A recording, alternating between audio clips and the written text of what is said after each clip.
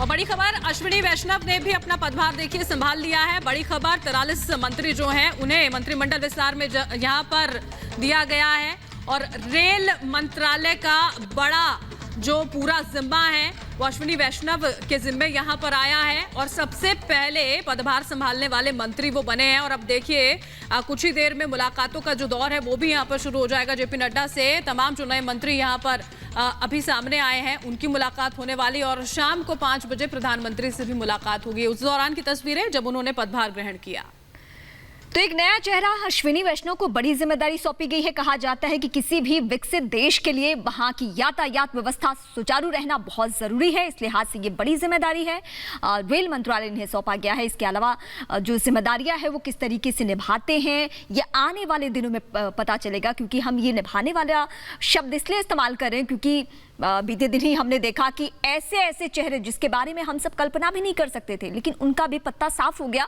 मोदी सरकार ने सीधे सीधे उनको दरकिनार कर दिया। आप ये कह सकते हैं कि परफॉर्मेंस ही पहली और आखिरी कड़ी है जिससे सरकार में ये भूमिका निभा सकते हैं, वरना आने वाले दिनों में सरकार फीडबैक रिपोर्ट सबका तैयार करके रखती है कि कौन सा विभाग, कौन सा चेहरा, कौन सा मंत्री किस तरीके से काम कर रहा है। अगर ऐसा नहीं होता तो हमें नहीं लगता है कि देश के 3 बड़े मंत्रालय, 3 बड़े विभाग यानी स्वास्थ्य, कानून, शिक्षा, इनके चेहरे बदल दिए जाते हैं। बिल्कुल, और बहुत जिम्मेदारियां देखिए अश्विनी वैष्णव को यहाँ पर दी गई हैं। रेल मंत्री हैं, संचार मंत्री और इलेक्ट्रॉनिक सूचना प्रौद्योगिकी मंत्री वो बनाए गए हैं।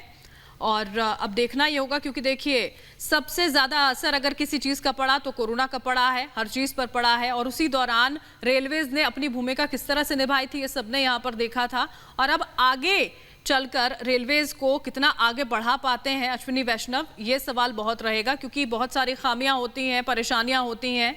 उन सारी चीज़ों का निदान करना, बहुत बेहतर तरीके से संचालन करवाना, ये बहुत सारी देखिए चुनौतियां ज़रूर रहने वाली हैं। और शायद इसी वजह से तमाम चेहरों का बदलना, उनका सामने आना भी हमें यहाँ पर देखने को मिला है। अब जब इतने बड़े स्तर पर विस्तार हुआ है, बदलाव हुआ है, तो जनता के बीच भी संदेश यही गया है कि इसी विस्तार के साथ वो बदलाव जनता के जीवन में भी देखने को मिलेगा। असर इस पूरे के पूरे विस्तार का पड़ने वाला है। ये 2 तस्वीरें हम आपको दिखा रहे हैं, अनुराग ठाकुर और अश्विनी वैष्णव की, जिन्होंने पदभार ग्रहण कर लिया है।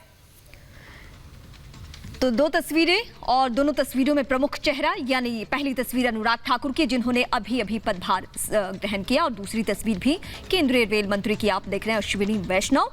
और इसके अलावा बेहतरी की उम्मीद लगाए जनता बैठी हुई है। देश के प्रधानमंत्री जनता की उम्मीदों पे खरे उतरे, उनकी टीम खरी उतरी।